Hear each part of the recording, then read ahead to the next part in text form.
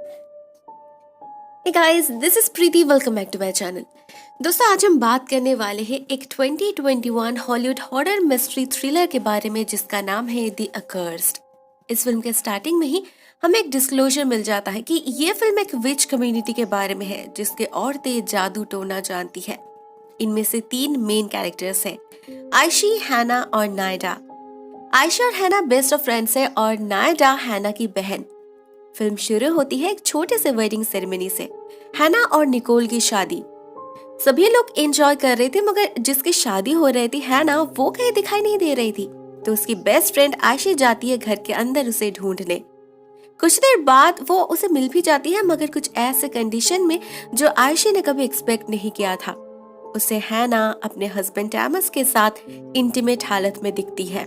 गुस्से में आयशी के हाथ पैर कांपने लगे थे, वो और खुद को कंट्रोल नहीं कर पाती। टैमस को ऐसे धक्का दे देती है कि दीवार पे लगे एक कील से टकराकर उसकी मौत हो जाती है।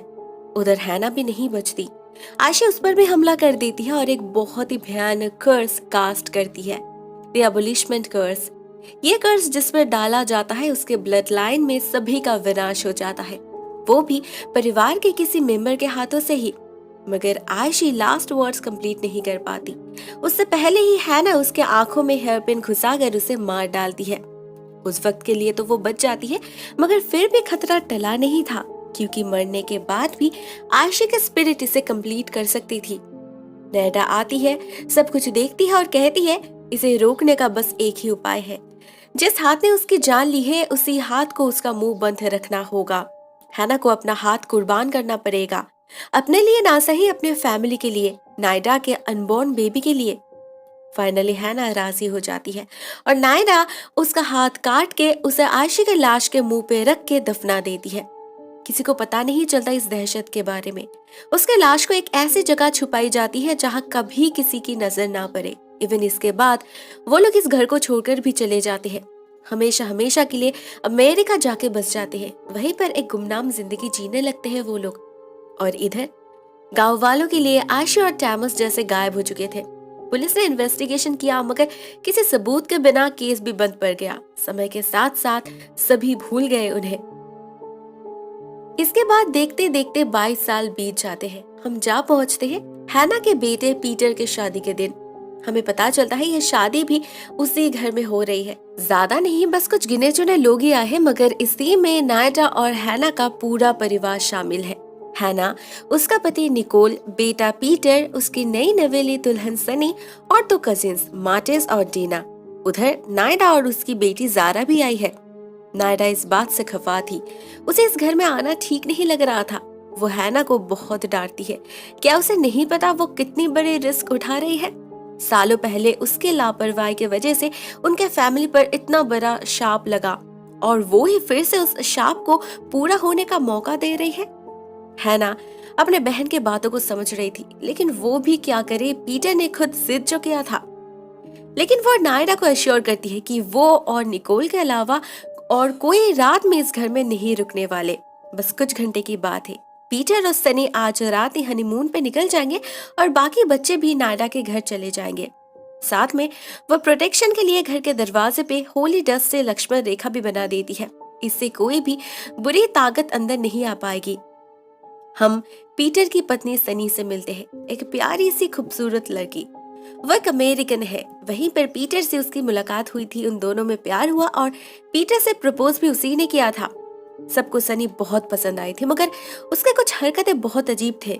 हम देखते हैं वो इंटेंशनली कांटे वाले झाड़ियों में अपना पैर घुसा रही थी, जबकि उसे पता था ये मैजिकल प्लांट्स है, फायर थॉर्न, जो सदियों से पीटर के फैमिली की रक्षा कर रही है। जो भी इसके पास जाता है ये प्लांट उसे जकड़ लेती है, वो भी इतनी टाइटली कि उसकी मौत तो निश्चित है। सब कुछ जानते हुए भी सनी अंदर कदम रखती है और ये प्लांट उसके पैर को जकड़ना शुरू करती है। उसके कांटे से सनी के पैर लहूलुहान हो रहे थे, फिर भी सनी चुप रहती है। फाइनली जब दर्द उसके सहन से बाहर हो जाता है तब जाके वो पीटर को बुलाती है। पीटर को इससे निकलने का तरीका पता था, वो एक मंत्र पढ़ता है और ये प्लांट्स सनी को छोड़ देती है। सनी सभी से कहती है कि उसने गलती से अंदर कदम रख दिया था, मगर असल में तो वो इस मंत्र को जानने के लिए ये सब कर रही थी। हैना जल्दी से उसके घाव पे हर्ब्स लगा देती है और उसे सुलाकर उसके बेड के नीचे भी होली वाटर रख देती है, जिससे वो जल्द से जल्द ठीक हो जाए। मगर उसके मन में भी शक बैठ चुका था, इस सनी का कुछ तो इरादा है जो वो सबसे छुपा रही है। तो हैना उस पर नजर रखने लगती है। हम देखते हैं सनी के पैर काफी हद तक ठीक हो चुके हैं, फिर भी वो तबीयत खराब होने का बहाना देकर हनीमून कैंसिल कर देती है। साथ में हमें ये पता चलता है कि इस घर में शादी करने का प्लान उसका था, उसने ही पीटर को फोर्स किया था। और रात में वो पीटर से बहुत से सवाल करने लगती है, इस घर के बारे में, इस परिवार के बारे में, फायरथॉर्न्स के बारे में, इवन हैना के कटे हुए हाथ के बारे में भी। पीटर जो जवाब देता है उससे हम समझ पाते हैं उसे अपने फैमिली के पास्ट के बारे में कुछ नहीं पता। हैना ने उसे कुछ नहीं बताया। इधर उनके घर में रह जाने से हैना बहुत ही ज्यादा टेंशन में पड़ चुकी थी। ऊपर से मातिस भी नशे में चूर होकर सोफे पर ही सो चुका था। तो हैना उनके सेफ्टी के लिए एक रिचुअल परफॉर्म करती है। वो जाती है फायरथॉर्न वाले झाड़ियों के पास और अपने ब्लड सेक्रीफाइस देती है, क्योंकि इसी के नीचे आयशी की लाश दफन है। तो उसे ज्यादा अच्छे से कंसील करने के लिए उसे इन फायरथॉर्न की मदद चाहिए। इसके बाद वो निकोल से कहती है मातीस को घर छोड़ने के लिए। साथ में वो सनी को लेकर अपना शक भी जाहिर करती है। उन्हें सनी के बारे में ना कुछ पता है, ना आज फंक्शन में उसके घर से कोई आया था, इवन उसका कोई दोस्त भी नहीं। ये कुछ अजीब नहीं है? मगर निकोल ऐसा नहीं सोचता। उन्हें ऑलरेडी पता है कि सनी एक अनाथ है, तो शायद कोई और नहीं है जो आ सके। इसमें शक की क्या बात है? मगर कुछ बात तो जरूर थी। हम सनी को देखते हैं देर रात घर से बाहर जाते हुए, और इसके कुछ देर बाद ही मातेस को किसी की आवाज सुनाई देने लगती है, जैसे कोई उसे बुला रहा हो। वो आवाज को फॉलो करके बाहर जाता है तो झाड़ियों के पीछे उसे एक डरावनी फिगर नजर आती है जो दूसरे ही पल गायब हो चुकी थी। मातेस को कुछ समझ नहीं आता, ना उसे वक्त मिलता है, क्योंकि तभी कोई उस पर पीछे से कुल्हाड़ी से वार करता है और मार डालता है। उधर पीटर की नींद टूटने पर वो अपने आप को बाहर गार्डन में पाता है, मगर उसे याद तक नहीं वो बाहर कब आया। उसे अपने सामने वही डरावनी फिगर नजर आती है, लेकिन ये तो असल में सनी थी। हना ये सब कुछ देख रही थी। उसे बहुत स्ट्रॉन्ग नेगेटिव वाइब आ रहा था, जैसे किसी अनहोनी का संकेत हो। उधर निकोल जब मातिस को बुलाने जाता है तो वो उसे कहीं नहीं दिखता। कैसे दिखेगा? मातिस तो तब तक मर चुका था और उसकी लाश बाहर झाड़ियों में छिपी थी। मगर कोई नोटिस नहीं करता, घर के अंदर किसी का काला साया मंडरा रहा था। नेक्स्ट मॉर्निंग हैना की नजर पड़ती है दरवाजे की तरफ। वो देखती है उसका लक्ष्मण रेखा बिखर चुका है, मतलब घर में कोई इविल प्रेजेंस एंटर कर चुका है। ब्रेकफास्ट के वक्त जारा आती है अपने मौसी से मिलने। हमें पता चलता है जारा भी अपने फैमिली के बाकी औरतों की तरह इंट्यूटिव है, उसे पाम रीडिंग भी आता है। तो हैना उसे सनी को स्टडी करने के लिए कहती है। हैना कोशिश भी करती है, मगर सनी उसे रोकती है। उसे अनकंफर्टेबल फील हो रहा था। जारा को सिर्फ इतना पता चलता है कि सनी प्रेग्नेंट है, बाकी कुछ पता करने का वक्त उसे नहीं मिला। मगर हाँ, उसे सनी के हाथ पैर फायरथॉर्न्स के निशान जरूर दिखे थे। ये कैसे आए? उधर बाथरूम में हम सनी को देखते हैं हाथ में होली वाटर लगाते हुए। तभी उसे अपने पीछे किसी का प्रेजेंस फील होता है। कोई उसके बाल खींच रहे थे, मगर वो डरती नहीं। इसका बस एक ही मतलब हो सकता है, वो जरूर कल रात फिर से फायरथॉर्न्स के पास गई थी, मगर क्यों? और अपने पीछे किसी इनविजिबल एंटिटी को फील करके भी उसे डर क्यों नहीं लगा? दूसरी तरफ नायडा आती है हैना से मिलने। वो फ्यूचर प्रेडिक्ट कर सकती है और कल रात उसे वार्निंग्स मिली है। कर्स कंप्लीट हो चुका है। कुछ बहुत बुरा, कुछ बहुत भयानक होने वाला है इस घर में। उन्हें जल्द से जल्द इस घर को खाली करना होगा। वो अपने बेटी को घर भेज देती है और खुद जाती है हैना से बात करने। तब तक हैना को भी थोड़ा बहुत आइडिया मिल चुका था। उसे फायरथॉर्न के नीचे आयशी का शरीर दिखता है, मगर उसके मुंह से उसका हाथ गायब था, मतलब किसी ने आयशी के स्पिरिट को रिलीज कर दिया है। नायडा इस सब से बहुत घबरा जाती है, भागने की कोशिश करती है, मगर तभी उसे गार्डन में पेड़ के पीछे कोई दिखता है जो अचानक से ही बाहर निकलकर उस पर हमला कर देता है और उसे मार डालता है। ऑलरेडी घर में 2 लोगों की मौत हो चुकी है, लेकिन किसी को पता नहीं इस बारे में। At the same time Peter जाता है निकोल से मिलने, मगर वो अपने कमरे में नहीं था, सिर्फ कुछ पेपर्स रखे थे टेबल पर। पीटर वापस जा रहा था, लेकिन अचानक ही एक हवा का झोंका उन पेपर्स को फेंक देता है और हमें पता चलता है इन पेपर्स पे निकोल उस सदियों पुराने कर्स के बारे में लिख रहा है। साथ में टैमस और आयशे से जुड़े न्यूज़पेपर कटिंग भी थे यहाँ। पीटर इनका मतलब तो समझ नहीं पाता, मगर उसे कुछ शक जरूर होता है। तो वो इन पेपर्स को अपने पास रख लेता है। साथ ही साथ उसे अपने सामने फिर से वो क्रीपी लेडी दिखती है जो हैना के आते ही गायब हो जाती है। हैना को वो तो नहीं दिखी, मगर उसका प्रेजेंस जरूर फील हुआ था। तो वो अपने जादुई शक्ति यूज करती है और उसे पता लग जाता है इसका फ्लो बाहर से आ रहा है। हैना वो एग्जैक्ट जगह को भी पता कर लेती है। जिस तरफ नजर डालते ही उसे सनी दिखती है। वो उस क्रीपी लेडी से बात कर रही थी, कह रही थी, मुझे पीटर से सच में प्यार हो गया, इसमें मैं क्या कर सकती हूँ? मैं तो सब कुछ प्लान वाइज कर रही थी, सिर्फ और सिर्फ तुम्हें रिहा करने के लिए। इन सारे बातों को सुनकर हैना का सनी को लेकर शक और ज्यादा मजबूत हो जाता है। वो उसी वक्त सनी का हेयर बैंड लेकर जादुई कार्य में डालती है और पता करती है उसकी असली इंटेंशन। यहाँ पर खुलता है इस फिल्म का असली राज। पता चलता है ये सनी कोई आम लड़की नहीं बल्कि उन्हीं में से एक है। वो बहन है आयशी के और यहाँ आई है उसके स्पिरिट को रिहा करने। उसे अपने आंट से सिर्फ इतना गाइडेंस मिला था कि आयशी की स्पिरिट इसी घर में कैद है, फायरथॉर्न के नीचे, मगर लोकेशन तो उसे यहाँ पर आके ही पता करना था। उसने वही किया और अनडाउटेडली आयशी का स्पिरिट को रिलीज भी जरूर उसी ने किया होगा। हैना उसी वक्त निकोल को सारी बातें इन्फॉर्म करती है और वो दोनों मिलकर प्लान करने लगते हैं कैसे इससे छुटकारा मिल सकता है। मगर तभी पीछे से पीटर उनकी सारी बातें सुन लेता है और नाराज होकर घर से निकल जाता है। हैना उसे समझाने की बहुत कोशिश करती है कि सनी एक चीटर है, उसका इरादा नेक नहीं है, मगर पीटर गुस्से में पागल हो चुका था। वो अपने माँ को धक्का देकर फेंक देता है। वो जैसे अपने आप में ही नहीं था। असल में आयशी की आत्मा उसे बहुत परेशान कर रही थी, बार बार उसे दिखाई दे रही थी। तो क्या अभी उसकी बारी है? हैना जानती थी उसे क्या करना होगा। इस कर्ज को सिर्फ जिसने कास्ट किया है वो ही उठा सकता है, मतलब आयशी। तो वो आयशी के स्पिरिट से कांटेक्ट करके माफी मांगती है, मगर आयशी बहुत ही ज्यादा वेंजफुल बन चुकी थी।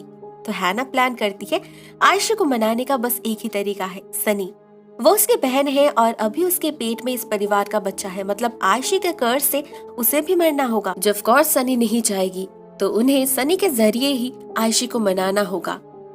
हैना निकोल को भेजती है ज़ारा और नायडा को लाने और वो खुद सनी से बात करने जाती है, मगर उसे तो पता ही नहीं बात बहुत आगे बढ़ चुकी है। उसके अनजाने में ही परिवार में आधे लोगों की मौत हो चुकी है।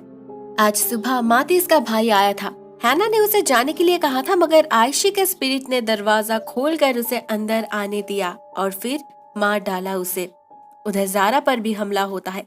जब वो अपने माँ को लेकर परेशान हो रही थी तो उस पर भी कोई कुल्हाड़ी से वार करके उसे मार डालता है। निकोल को सिर्फ उसकी लाश मिलती है।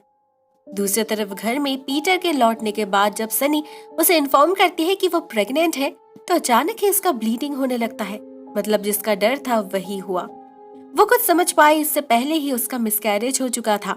हैना को जब ये बात पता चलती है वो बहुत ज्यादा डर जाती है और उसे लगने लगता है आयशी सनी के जरिए ये खून कर रही है, मगर ये सच नहीं था।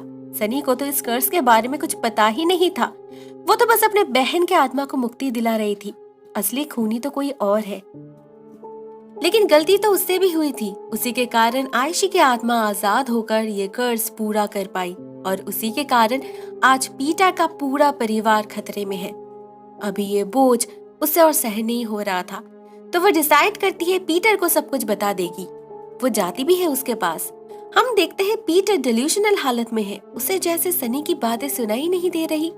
तभी उसके पीछे से धीरे धीरे आयशी की आत्मा निकल आती है और हम समझ पाते हैं आयशी ये कर्ज पीटर के जरिए पूरा कर रही है। वो है असली खूनी। देखते ही देखते आयशी फिर से एक बार पीटर पर कब्जा कर लेती है और पीटर कुल्हाड़ी से हमला कर देता है सनी पर। सनी डर से चिल्लाने लगती है। वो आयशी से बहुत रिक्वेस्ट करती है उसे छोड़ देने के लिए, इस कर्ज को खत्म करने के लिए, मगर आयशी बदले के आग में जलते जलते पूरी तरीके से काली पड़ चुकी थी। उसे अपनी बहन की बातें भी सुनाई नहीं दे रही थी। वो किसी की नहीं सुनने वाली, मगर पीटर सुनता है। सब कुछ समझने के बाद जब हैना पीटर को आवाज लगाती है तो बस कुछ सेकंड के लिए ही सही, मगर उसका होश लौटता है। वो खुद को कंट्रोल कर पाता है और हैना सनी को लेकर उसी मौके का फायदा उठाते हुए बाहर भागती है। उसे पता था आयशी इतने आसानी से उनका पीछा नहीं छोड़ेगी। अभी बस एक ही रास्ता है, उसे आयशी के स्पिरिट को अपने स्पिरिट के साथ जोड़ना होगा। इससे वो भी हमेशा हमेशा के लिए डैम्ड हो जाएगी, उसे कभी भी मुक्ति नहीं मिलेगी। मगर अभी और कोई ऑप्शन भी तो नहीं है। वो गार्डन में जाकर एक सर्कल ड्रॉ करती है और सनी को अंदर आने के लिए कहकर मंत्र पढ़ने लगती है, मगर सनी लेट कर देती है। पीटर उस तक पहुंच जाता है और उसे बस मारने ही वाला होता है कि हैना का स्पेल काम कर जाता है। आयशी उसके साथ जुड़ जाती है, मगर इससे फायदा कुछ नहीं होता। वो सनी को बचा नहीं पाती। आयशी पीटर के जरिए सनी को मार चुकी थी और हैना के हाथों से वो पीटर का खून करवा देती है। अपना बदला पूरा करने के साथ साथ समा जाती है वो हैना के शरीर में। एट द फाइनल सीन हम निकोल और हैना को देखते हैं। उसका पूरा परिवार खत्म हो चुका है, सिर्फ निकोल बच गया क्योंकि वो हैना के ब्लड लाइन से नहीं था। हैना की हालत बहुत खराब है, वो पागल हो चुकी है। उसके अंदर आयशी की आत्मा उसे तड़पा जो रही है। अपने गुनाह की ऐसी कीमत चुकानी पड़ेगी ये उसने कभी भी नहीं सोचा। अभी जीवन और मृत्यु दोनों में ही वो आयशी के साथ जुड़ चुका है, हमेशा हमेशा के लिए। दोस्तों ये कहानी यहीं पर एंड हो जाती है। मुझे पर्सनली ये फिल्म बहुत पसंद आई। कंसेप्ट बहुत यूनिक है और स्टोरी लाइन भी। आपको ये वीडियो कैसी लगी? Write down in the comment section. आज के लिए बस इतना ही दोस्तों। Thank you so much for watching this video. बहुत जल्द मिलते हैं किसी और नए वीडियो के साथ। तब तक के लिए टेक केयर, टाटा।